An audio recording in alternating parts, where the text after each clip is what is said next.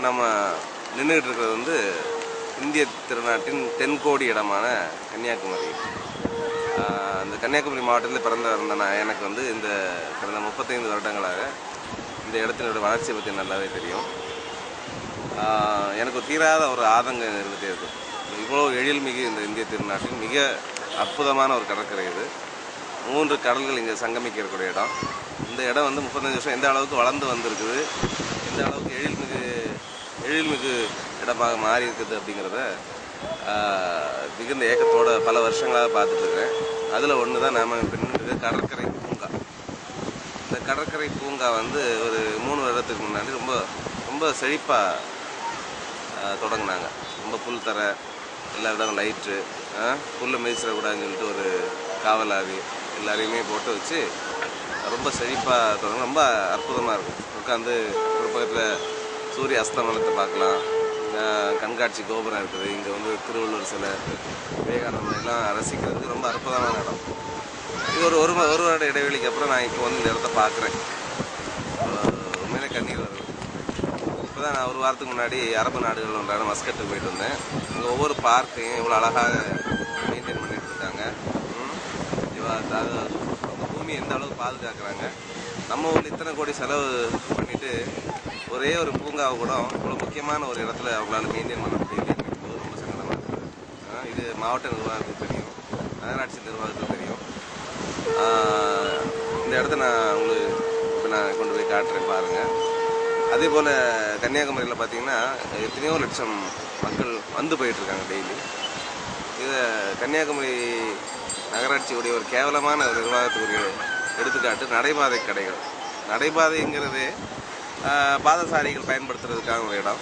அந்த இடத்த ஃபுல்லாக தொழில் செய்வதற்காக கொடுத்து விட்டு ஃபுல்லாக அசிங்கமான ஒரு அமைப்பில் கடைகள்ங்கிற பேரில் ஆக்கிரமித்து அந்த பாதசாரிகள் அதை யூஸ் பண்ண முடியாமல் அவங்க ரோட்டில் நடக்கிறோம். ரோட்டில் பாதசாரிகள் நடக்கிறதுனால டிராஃபிக்கை உள்ளே விடாமல் சுமார் 2 கிலோமீட்டர் அந்த பக்கமே வண்டிகளை நிப்பாட்டுறோம். ரொம்ப அறுவதுக்கு ஒரு சூழ்நிலைகள் பார்க்கணும்.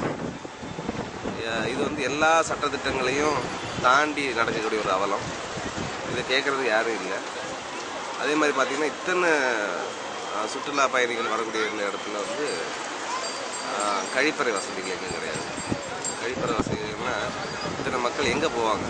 இந்த மக்கள் இவ்வளோ பேர் வராங்களே, இவங்களுக்கு தண்ணி கொடுக்குறோம், சாப்பாடு கொடுக்கலாம், பல்வேறு தின்பண்டங்கள் கொடுக்கலாம், எல்லா விதமான பொழுதுபோக்கு அம்சம் கொடுக்கலாம். இத்தனை பேரும் கழிப்பறை வசதிகள் இல்லாமல் என்ன பண்ணுறாங்கன்னா, குறிப்பாக அந்த ஐயப்ப சீசன் அவங்களுக்கு போதிய வசதிகள் கொடுக்காதனால இந்த கடற்கரை ஃபுல்லாகவே அவங்க கழிப்பிடமாக மாற்றிட்டாங்க.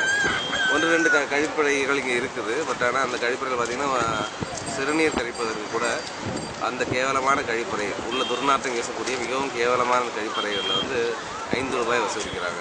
இது ஏன்னு கேட்டிங்கன்னா ரொம்ப அசிங்கமாக கேவலமாக பேசக்கூடிய ரவுடிகளை வச்சு இந்த கழிப்பறை நடத்திட்டு இருக்காங்க.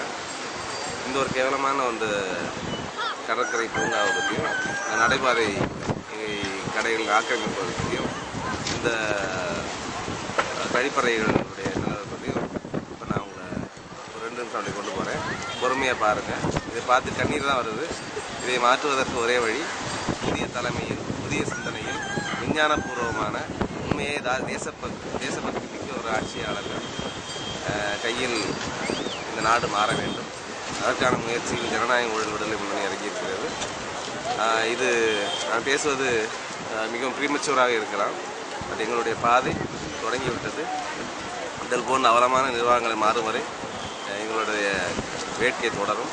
இப்போ நான் உங்களை அப்படியே இந்த கன்னியாகுமரி வீதிகளில் உங்களை நான் கொண்டு செல்கிறேன். அப்படியே எங்கே பாருங்கள்.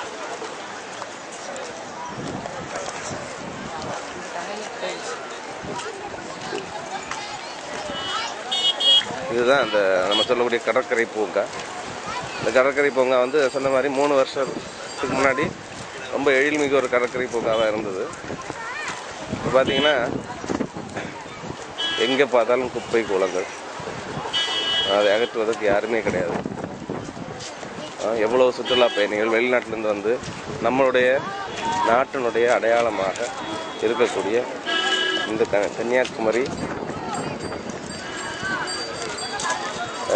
கன்னியாகுமரியை வெளி மாநிலத்தவரும் வெளிநாட்டினரும் பார்த்து காரி துப்புகின்ற அளவிற்கு இருக்கக்கூடிய நிர்வாக சீர்கேடுகள். இப்போ நம்ம வந்து பாரிஸ் போயிட்டு வரோம், சிங்கப்பூர் போயிட்டு வரோம், ஹாங்காங் போயிட்டு வரோம். நம்ம வந்து அந்த நாட்டினுடைய நிர்வாக திறன்களை பற்றியும் எழிலை பற்றியும் நம்ம வந்து ரொம்ப பெருமையாக பேசுவோம். பட் நம்மளுடைய அடையாளமான இந்த கன்னியாகுமரிக்கு வந்துட்டு போகக்கூடிய வெளி மாநிலத்தினர், வெளிநாட்டினர் எந்த அளவுக்கு நம்முடைய நாட்டை மிகவும் கேவலமாக பேசுவார்கள் என்பதற்கு அட்லீஸ்ட் இந்த சுற்றுலா தலங்களையாவது இவங்க வந்து கொஞ்சம் பகட்டாக வைத்திருக்கலாம். இதை பார்ப்பதற்கு உண்மையிலே இத்தனை கோடி செலவில் வந்து செய்யப்பட்ட இந்த கடற்கரை பூங்கா ஒரு 2-3 வருஷம் கூட இவங்களால் அதை பராமரிக்க முடியலைன்னா இதுக்கு மேலே நம்ம எங்கே போய் சொல்கிறது? யார்கிட்ட போய் அழுறது? ஆட்சியாளர்கள்கிட்ட போய் சொல்லலான்னா ஆட்சியாளர்கள் தான் இதற்கு காரணம். இதை பாருங்க, எல்லாம் உடஞ்சி. தொடங்கின புதுசில் பார்த்திங்கன்னா எல்லா இடத்துலையும் செக்யூரிட்டி போட்டு கையில் ஒரு விசிறியும் கொடுத்து புல் தரை மிதிச்சிடக்கூடாது, அங்கே போயிடக்கூடாது இப்படி சொல்லிட்டு இன்றைக்கி பார்த்திங்கன்னா கம்ப்ளீட்டாக கண்டுக்க யார் இல்லாமல் இந்த பணத்தை விரயம் செய்து நம்ம போன்ற தேச நலன் மீது அக்கறை கொண்ட ஒரு சமூக சீர்திருத்தவாதிகளுக்கும் பொதுமக்களுக்கும் எவ்வளோ மன கஷ்டம் வரும். உள்ளே வியாபாரம் நடக்குது, கேட்பார் யாரும் இல்லை, ஆக்கிரமிப்பு.